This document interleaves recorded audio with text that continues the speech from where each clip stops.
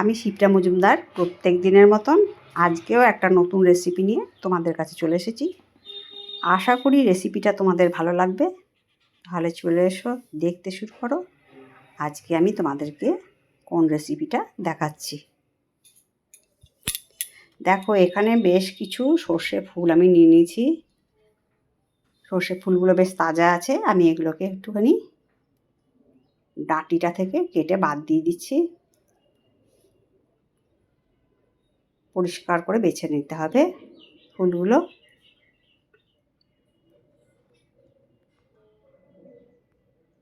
আমার সমস্ত ফুলটা বাছা হয়ে গেছে। এবার আমি একটা বাটির মধ্যে নিয়ে নিলাম।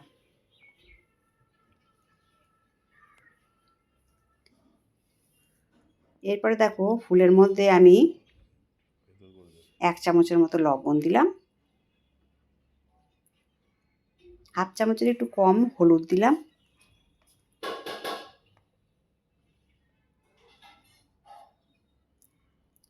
এবার চালের গুঁড়ো দিয়ে দিচ্ছি 4 চামচের মতন চালের গুঁড়ো দিয়ে দিলাম। আর দিচ্ছি বেসন। বেসন দিচ্ছি আমি এখানে 2 চামচ। এবার এটাকে দিয়ে ভালো করে একটু হালকা হাতে মাখিয়ে নিতে হবে। প্রথমে একটুখানি মাখিয়ে নিচ্ছি। প্রথমেই কিন্তু জল দেব না, প্রথমে একটুখানি মাখিয়ে নিচ্ছি। জলটা যেন একদম বেশি না হয়, অল্প অল্প জল ছিটিয়ে ছিটিয়ে এটাকে মেখে নিতে হবে।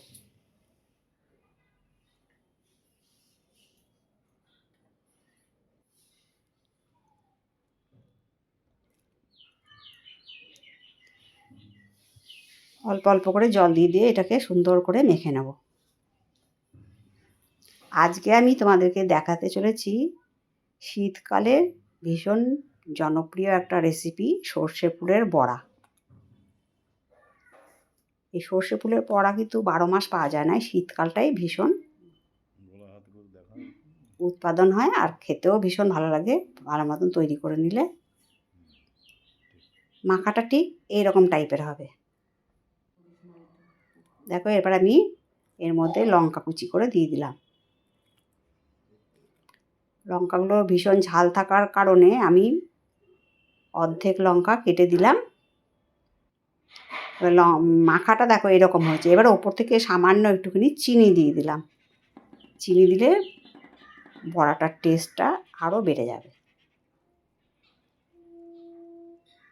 সুন্দর করে নাড়িয়ে চাড়িয়ে মেখে নিতে হবে। মাখাটা এই পর্যায়ে হবে।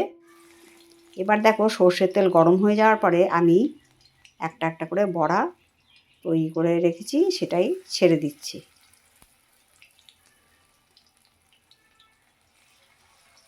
বড়ার আকারে গড়ে নিয়েছি, ওটাই একটা একটা করে ছেড়ে দিচ্ছি। হালকা হাতে সুন্দর করে বড়াগুলোকে কিন্তু ভেজে নিতে হবে।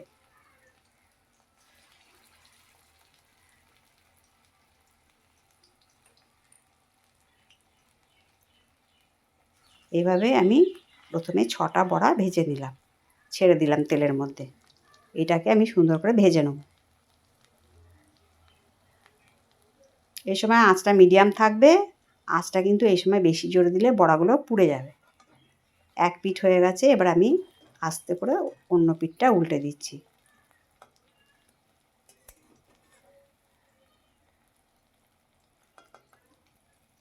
একে একে সমস্ত বড়া আমি উল্টে দিলাম।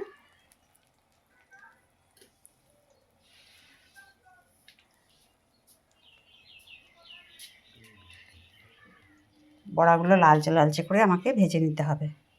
তোমরাও ঠিক এইভাবে বড়াগুলো ভেজে নেবে।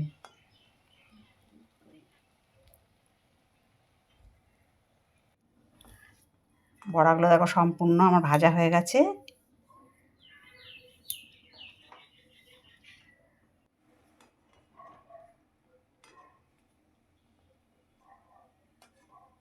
কালারটা ঠিক এই রকম আসবে, এর থেকে বেশি ভাজার কোনো দরকার নেই। কেননা সর্ষে ফুলের মধ্যে একটুখানি তিতকুটে ভাব থাকে, আর বেশি ভাজলে পরে একদম তিতো হয়ে যাবে। এবার আমি একটা ডিশের মধ্যে তুলে নিচ্ছি।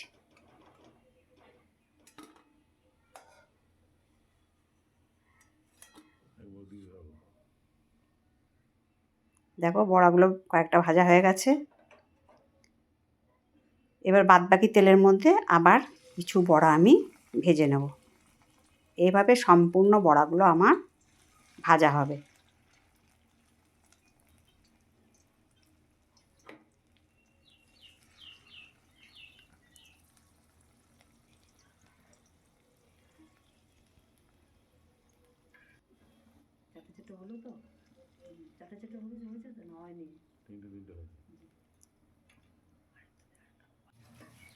এইভাবে আমি বড়াগুলোকে আবার দিলাম। এক পিঠ ভালো করে ভেজে নেওয়ার পরে আবার অন্য পিঠ উল্টে নেব। এই বড়া কিন্তু গরম গরম ভাতের সাথে ডালের সাথে ভীষণ জমে যায়। তাহলে আজকের রেসিপিটা তোমাদের কেমন লাগলো জানিও। যদি ভালো লাগে লাইক, শেয়ার, কমেন্ট আর সাবস্ক্রাইব করে আমার চ্যানেল পাশে থাকার জন্য অনুরোধ করলাম। আর যদি কোনো নতুন বন্ধু এসে থাকো প্লিজ অল নোটিফিকেশানটা অন করে দিও, তাহলে সমস্ত ভিডিও তোমাদের কাছে পৌঁছে যাবে।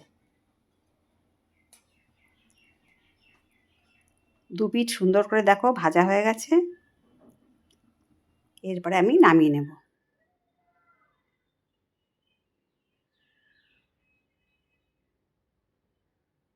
সম্পূর্ণ বড়াগুলো আমার ভাজা হয়ে গেল।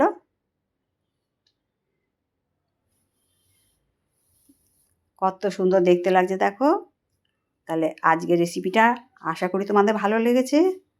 যদি ভালো লাগে তোমাদের সুন্দর সুন্দর কমেন্টসের মাধ্যমে আমাকে উদ্বুদ্ধ করো, তাহলে আমি আবার একটা ভিডিও করতে উৎসাহ পাবো। তাহলে আজ এই পর্যন্ত রাখলাম, কেমন? টাটা।